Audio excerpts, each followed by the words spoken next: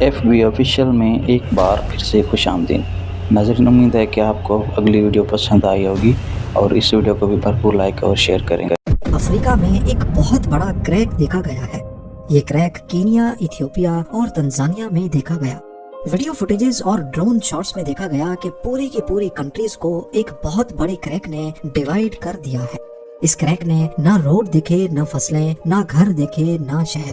اس کے کچھ حصے 10 میٹر تک چوڑے ہیں اور کچھ 2 ملی میٹر جتنے پتلے۔ کہیں پر لوگوں نے اس کو مٹی سے بھرنا شروع کر دیا تو کہیں پر اس کے اوپر ٹیمپرری برج بنائے جانے لگے۔ لوگوں کا خیال تھا کہ شاید نرم مٹی کسی وجہ سے بیٹھ گئی ہے۔ کانٹیننٹ کا نام سنتے ہی ہمارے ذہن میں آتا ہے کہ یہ سب سے گرم کانٹیننٹ ہوگا، لیکن ایسا نہیں ہے۔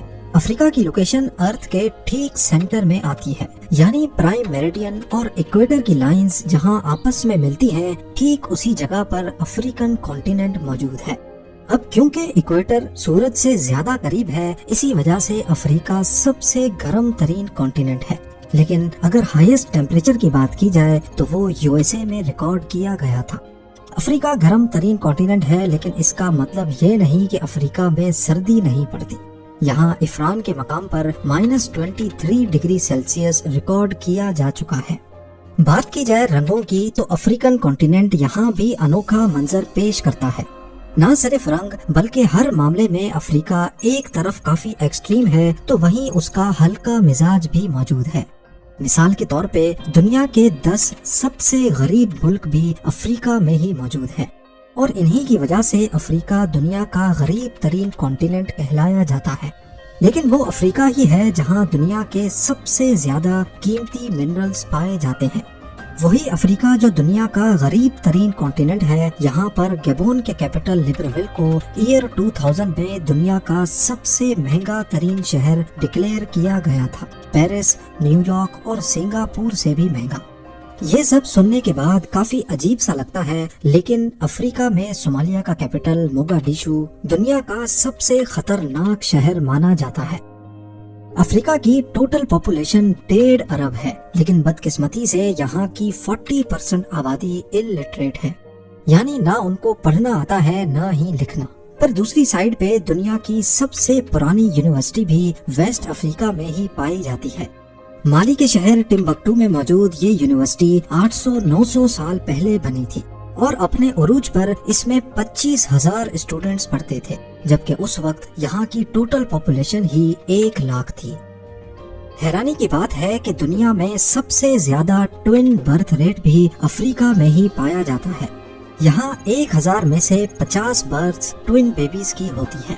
یہ انٹرنیشنل ٹوین برتھ ریشو سے کئی زیادہ ہے، لیکن ابھی تک سائنس اس بات سے لا علم ہے کہ افریقہ میں ہی ایسا کیوں ہوتا ہے۔ دوسری طرف یہاں پیدا ہونے والے ہر 14 میں سے 1 بچہ پیدا ہونے کے بعد گھر پہنچنے سے پہلے ہی مر جاتا ہے۔ چائلڈ مورٹیلٹی کا یہ ریشو بھی دنیا میں سب سے زیادہ افریقہ میں ہی پایا جاتا ہے۔ ایسٹ افریقہ میں کینیا اپنے رنرز کی وجہ سے خاصا مشہور ہے۔ 2010 میں کینیا کے رنرز نے 156 میں سے 126 انٹرنیشنل میراتھنز جیتے تھے۔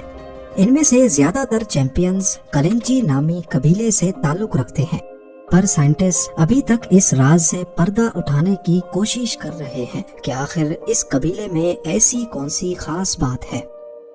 دنیا کی سب سے جلدی ختم ہونے والی جنگ بھی افریقہ میں ہی لڑی گئی تھی، صرف 38 منٹس کی جنگ۔ 27 اگست 1896 کو یہ جنگ زنزیبار اور گریٹ برٹین کے درمیان لڑی گئی تھی۔ ہوا کچھ یوں تھا کہ 25 اگست 1896 کو زنزیبار کے سلطان حماد بن تھوئینی کی اچانک موت ہو گئی۔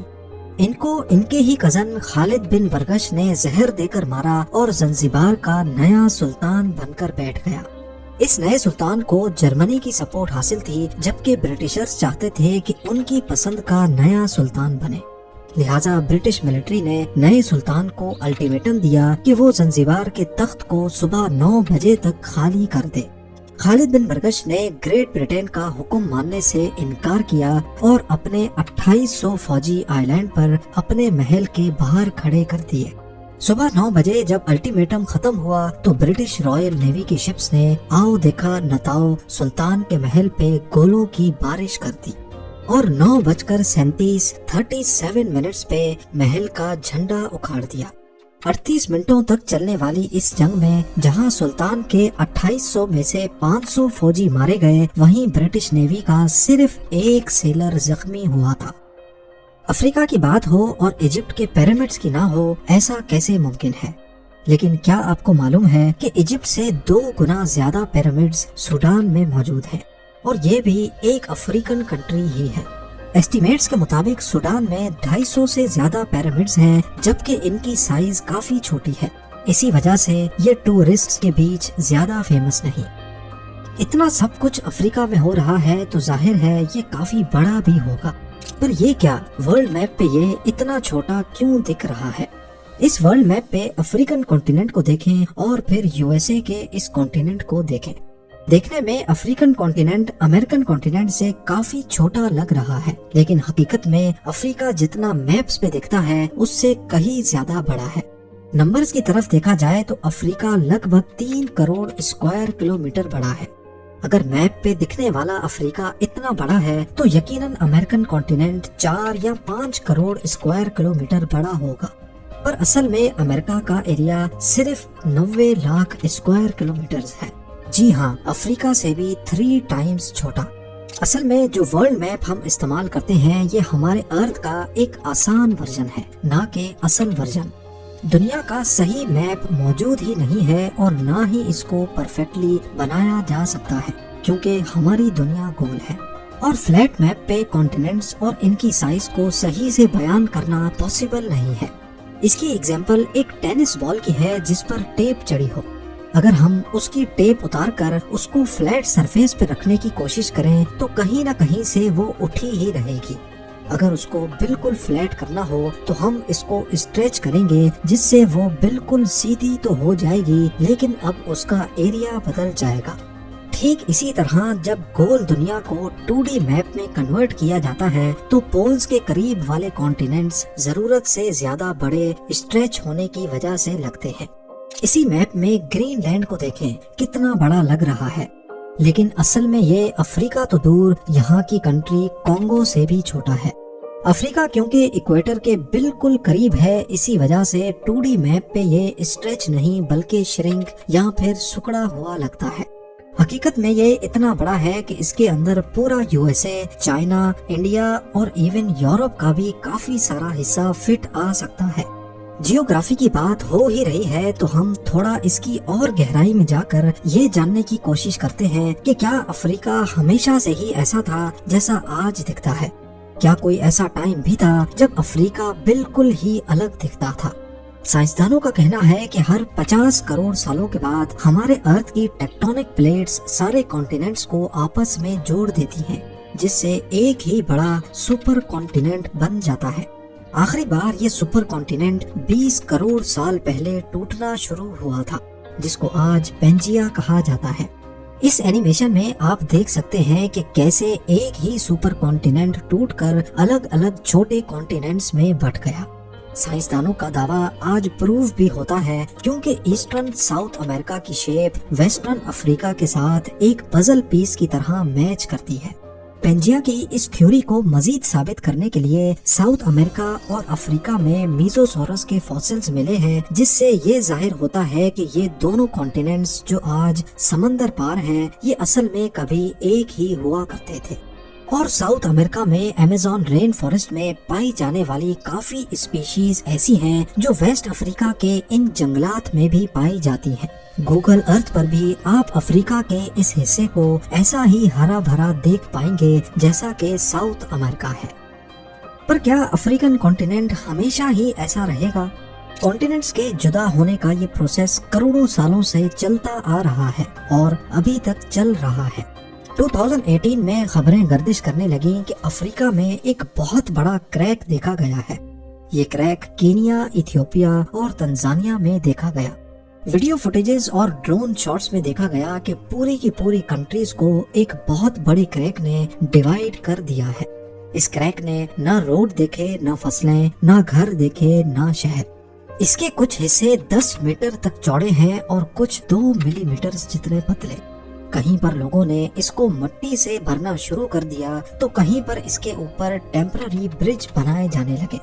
لوگوں کا خیال تھا کہ شاید نرم مٹی کسی وجہ سے بیٹھ گئی ہے، پر اصل میں سائنٹسٹ کا کہنا ہے کہ افریقن کانٹیننٹ 2 حصوں میں بٹ رہا ہے۔